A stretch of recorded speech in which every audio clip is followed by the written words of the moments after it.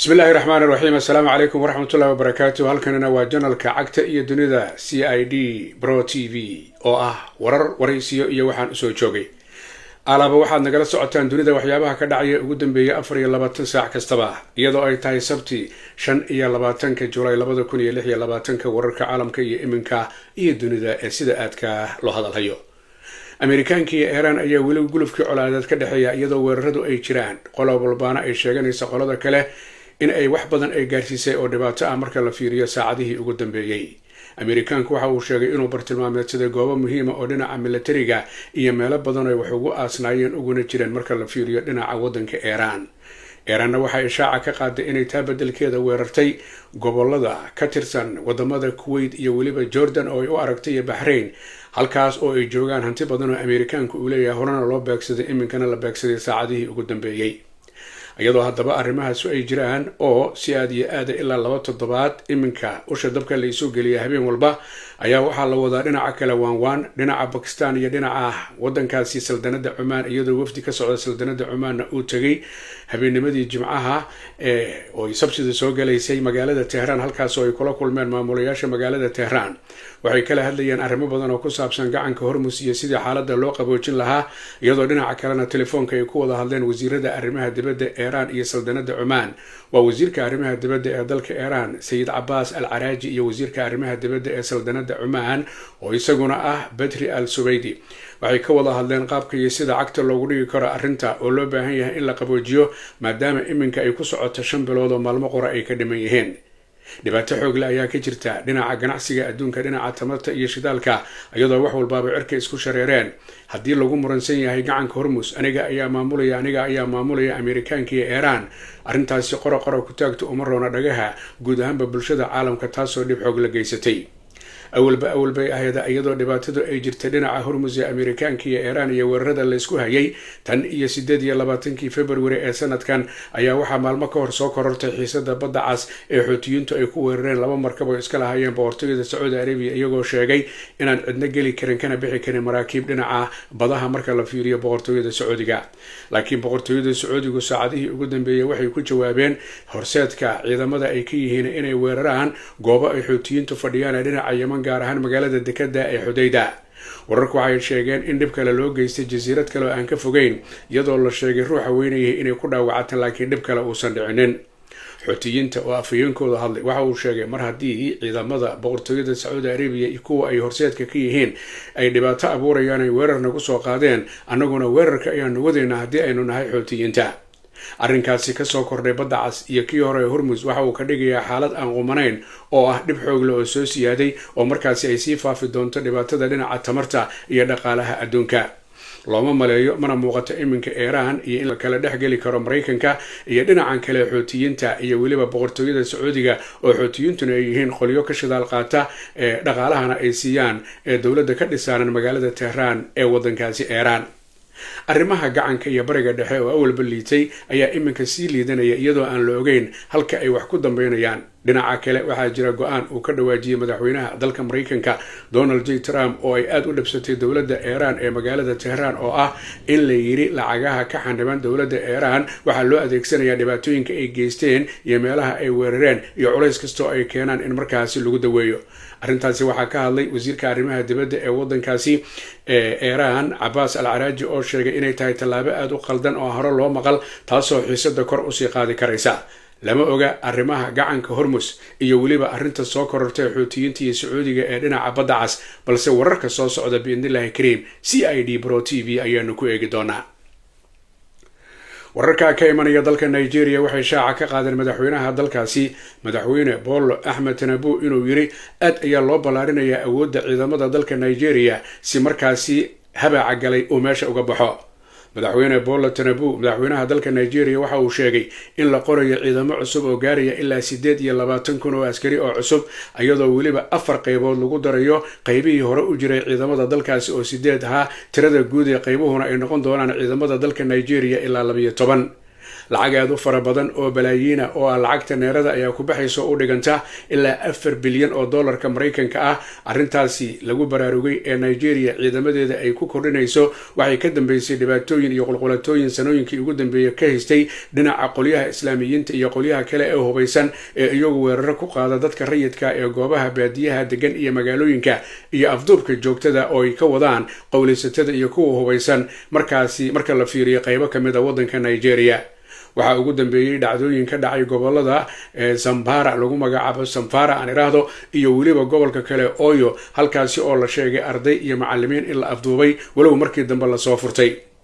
madaxweynaha dalka Nigeria Ahmed Tinubu waxa uu shaaca ka qaaday inay laga maarmaan tahay in la xoojiyo xuduudda military ee wadanka Nigeria taasoo u arko inay tahay mid kaliya ee lagu baacsan karo lagu xallin karo waxna looga qaban karo islaamiyiinta sida Boko Haram iyo kuwa kale al-Qaacida ka tirsan ee mar walba weerarka ku qaada goobaha iskuulada wax lagu barto goobaha kaniisadaha iyo meelaha kale ee baadiyaha ah dadka ay qafaashaan kadibna ay madax furasho weydiistaan. waxay u muuqataa hadday hirgasho in ciidamadan iminka la kordhinaya Nigeria 28 kuna la qoro lana tababaro in arrintu ay noqon doonto walaa xoog leh inuu markaa ku soo kordho qolyaha kala duwan ee magacyada kala duwan leh ee hubaysan ee iyagu ka qowlaysta guud ahaanba dalka Nigeria oo ah dalka ugu dadka badan qaaradda Afrika. wararka ka imanaya magaalada Washington iyo xafiiska arrimaha dibadda Ameerikaanku wuxuu shaaca ka qaaday in loo yeeray safiirkii dowladda Malaysia ka fadhiya magaalada Washington DC oo ah Ambassador Maxamed Xasan. arrintaas ayaa waxa ay ka dambeysay qoonsi Ameerikaanku ay qoonsadeen Malaysia mowqifka ay ka taagan tahay dowladda Israel. Malaysia oo kamid ah dalalka islaamka ee ku yaala qaaradda Asia waxay qabtaa Israel inaan la soo dhaweysan waxa ay qabtaa dal Falastiin leeyahay inuu yimaado mana aqoonsana ee Israel iyo dowladnimadeeda waxayna u aragtaa sahyuuniyad iyadoo dadka dhibaataysa. iyadoo haddaba arrimahaas ay jiraan ayaa waxaa hadlay wasiirka arrimaha dibadda ee dalka Malaysia oo ah Maxamed Ikram Yacquub waxaana uu shaaca ka qaaday mowqifka dowladda Malaysia ee ku aadan Israel inaanay bedelaynin safiirkooda Maxamed oo looga yeeray ee xafiiska arrimaha dibadda ee Ameerikaanka ee magaalada Washington. haddaynu nahay bay yiraahdeen Malaysia waxaynu qabnaa anagu in ay sahyuuniyad tahay Israel taasoo gumaada taasoo dhibaataysa dadka reer Falastiin. arrimo badan ayaa jira oo dhowr jeer ka dhacay dalka Malaysia oo dad badan oo Israa'iiliyiin oo iska dhigaya inay yihiin Ameerikaan ama dad kale oo waraqo kala duwan iyo dukumeenti kala duwan watay markii la ogaaday markiiba laga saaray wadankaasi. arrin ayaa jira ilaa Kongareeska rag ka tirsan oo ilaa 8 warqad ay qoreen oo ay warqadaasi ku cambaareynayaan ra'iisul wasaaraha wadankaasi ee Malaysia Anwar Ibrahim oo ay ku sheegeen nacayb gaar ah inuu u qabo marka la fiiriyo dhinaca Israel. laakiinse mowqifka Malaysia waxa uu yahay in la helo dal ay iska leedahay Falastiin oo markaas la oran karo Falastiin dal ay leedahay xora iyo Israel dal ay leedahay xora oo isbarbar yaala in markaasi la wada aqoonsan karo. waa channelkeena CID Pro TV wararka wareysiyada waxaan u soo joogay markana qadar xayisiisa oo ku saabsan hay'adda lagu magacaabo Mega Dentist oo ah goob lagu daweeyo dadka guud ahaanba cudurrada ilkaha kala duwan ku dhaca ee laba xarumood oo Istanbul iyo xarun Ankara ah ee dalka Turkiga. wararka ka imanaya dalka South Africa waxay shaaca ka qaadeen in madaxweynaha dalkaasi South Africa Ramaphosa uu ka badbaaday arrin ahayd in jagada laga tuuro oo ay markaa baarlamaanku u codeeyaan. maxkamad sare oo ku taala West Cape Town ayaa waxa ay shaaca ka qaaday in la hakiyo go'aanka baarlamaanka ay u codeyn lahaayeen Ramaphosa in jagada laga tuuro iyadoo lagu eedeynayo musuqmaasuq iyo wax isdabamarin arrin dhacday 2022 oo la sheegay in markaasi dacwad lagu soo oogay la rabay jagada in laga tuuro laakiin xisbigiisa ANC uu ahaa aqlabiyadda ugu badan marka dowladda ka dhisaaleed xilligaasi wadanka South Africa. taniya intii eeda la soo jeediyay awoodii ANC African National Congress ayaa weeqantay taasina waxa ay keentay doorashooyinkii ugu dambeeyay inaanay noqonin aqlabiyadda ugu badan kadibna isbahaysi ay dowladdiisu iminka ka samaysan tahay. arrin ayaa jira loo haysto oo musuqmaasuqa madaxweyne Ramaphosa oo dhacday 2021 beer weyn oo uu iska leeyahay in laga xaday lacag gaaraysa 580,000 oo dollarka Mareykanka ah oo ku jirtay kuraasta lagu fadhiisto meel beera isagoo iska lahaa. waxaa lagu eedeynayaa sidee ku dhici kartaa in lacagta intaas la eg kuraasta lagu fadhiisto la geliyo guri raaxo oo uu leeyahay madaxweyne Ramaphosa taasoo loo arko halkuu tusaale u ahaan lahaa bulshada reer South Africa isagoo inuu musuqmaasuqlow iyo wax isdaba marin yahay. arrintaasi lacagta markii la helay 580,000 dollar ee laga helay kuraasta fadhiga ee beertiisa ayaa waxaa loo bixiyay ceebtii beerta amaba Farmgate. laakiinse Ramaphosa waa uu iska fogeeyay waxaana uu ku tilmaamay waa waxyaabo la dhoodhoobaya inaanay jirin wax walbaana inay haystaan warqado cadeynaya laakiin iminka 2022 markii la isku dayay jagada in laga tuuro laakiin uu ku guuleystay maadaama xisbigiisu aqlabiyad hayay iminkana dawladdiisu ay isbahaysi tahay ayaa maxkamaddu ay hakisay lama oga inta uu sii noolaan karo taasoo loola jeedo inta uu Ramaphosa sii ahaan karo madaxweynaha waddankaasi South Africa laakiin iminka waxay u muuqataa bishan July oo aanu ku jirno go'aankii iyo codkii la qaadi lahaa in markaasi dib loo dhigay wararka ka imanaya dalka Venezuela waxay shaaca ka qaadeen in wasaaradda arrimaha dibadda ee dalka Venezuela ay sheegtay inay isaga baxayso maxkamadda dambiyada dagaalka ICC ee magaalada The Hague arrintaasi ayay Venezuela maamulayaashooda Caracas waxay qiil uga dhigayaan inaanay maxkamadda marka la fiiriyo dambiyada dagaalku aanay ahayn dhexdhexaad oo ay tahay mid iyadu u janjeerta dhinac warka ka imanaya wasaaradda arrimaha dibadda ee magaalada Caracas ee Venezuela waxay sheegeen maxkamaddu markay baadi goobayso dambiilayaal inay u nugushahay inay raadiso kuwa Afrikanka iyo kuwa Asia oo kale iyo kuwa Latin America laakiin marnaba aanay isku dayi karin kuwa reer galbeedka sida hadalka u dhigeen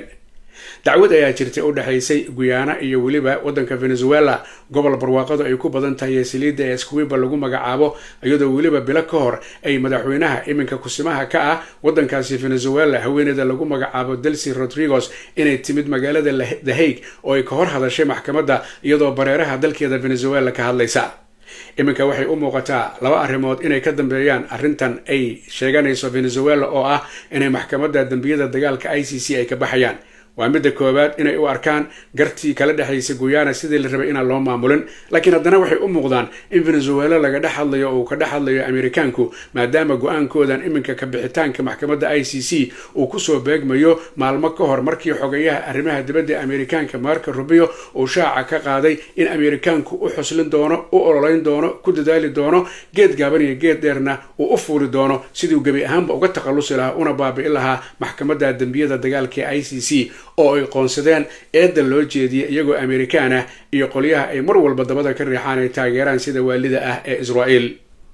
haddaba go'aankan isaga ee Venezuela wuxuu u muuqdaa mid ay qoonsadeen arrimaha go'aamada maxkamadda laakiin lama oga aqritaanka sida ay wax ku dambeynayaan laakiin waxay sheegeen ay xaqiijiyeen inay ka bixi doonaan dhinaca kale jamciyadda qurumaha ka dhaxaysa iyo maxkamadda weli wax warahi haba yaraatee kam iman balse waynu eegi doonaa hadalka ka yimid Caracas iyo sida magaalada The Hague iyo ICC ay markaasi uga falceliso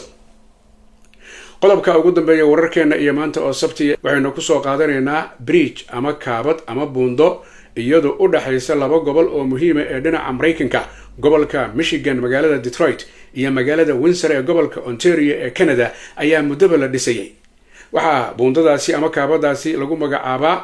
Gordie Howe oo ah nin isagu Canadian laakiin wax badan u ciyaarayay ciyaarta ice hockey-ga ee koox ka dhisaalan dhinaca Detroit oo kooxdaasi ay ahayd koox guulo badan soo hoysay marka la fiiriyo intii uu ciyaarayay ciyaaryahankaasi Gordon Howe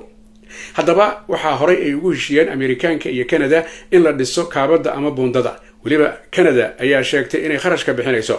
waxaa ku baxay buundadaas ama kaabadaas u dhaxaysa Detroit iyo waliba Windsor ee dhinaca Michigan iyo Ontario ee Canada lacag gaaraysa Canadianka lacagtiisa dollarka 6.4 bilyan waxaa la qorsheeyay dhowr jeer in la furo laakiin siyaabo kala duwan ayay dib ugu dhacday furitaanku dowladda Canada waxay sheegtay iyo dowladda Mareykanka horena la isugu ogaa marka la furayo kaabadaasi Gordon Howe lagu magac daray ee lagu sharfay in ay noqoto mid astaan u ah unity-ga ama wadajirka Amerikaanka iyo Canada laakiin carqalad ayaa timid tan iyo intii uu xafiiska ku soo laabtay madaxweynaha dalka Mareykanka Donald J Trump oo waxa uu leeyahay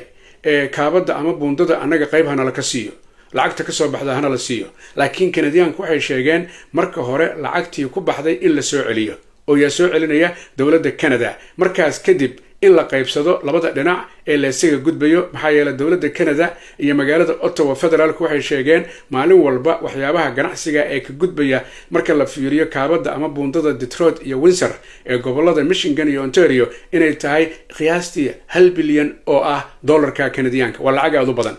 laakiin iminka markii dhowr jeer dib loo dhigay Donald J Trumpna uu booq kiciyay ayaa Canadianku ay go'aan gaareen jimcihii shalay ayay iyagu dhinacooda u dabaaldegeen furitaanka buundadaasi Gordie Howe ee u dhaxaysa Windsor iyo waliba Detroit oo ah gobolka Michigan ee Mareykanka iyo gobolka Ontario ee Canada way hambalyeeyeen isla markaasina waxay u arkaan inay tahay dhinacoodii inay kaalintoodii kasoo baxeen laakiin xagaldaacina ay jirta marka la fiiriyo dhinaca Mareykanka. waxaa kaloo jiray culays ka imanaya nin bilyaneer oo degan Detroit oo isaga lagu magacaabo Matteo Morone, ninkaas oo iskale isagu kaabad kale ama buundo kaloon ka fogeyn oo la yiraahdo Ambassador Bridge, waxayna ka mid tahay buundooyinka ama kaabadaha ama bridgeada sida gaarka loo leeyahay ee dalka Mareykanka, oo isagu laftiisuna wax qool dareynayay maadaama uu yahay nin bilyaneer mar walbana isagu lacag ku taageera ololayaasha ee Donald J. Trump, taasoo macnaheedu uu yahay ninkaas inuu ku daabayahay Trump. taasna culays kale ayay keentay, laakiin Canada iyo ra'iisul wasaare Mark Carney waxay go'aansadeen dhinacoodii inay dabaaldegaan oo ay furaan hawshana ay sidaasi u socoto. wixii warar ay ku soo kordha bridge-kaas iyo kaabadaas ay ahayd si wada jira in loo furo ee loogu magac daray midaynta iyo kalama tegin waa wada joognaaye tan iyo kulan dambe. wassalaamu calaykum waraxmatullaahi tacaala wabarakaatuh.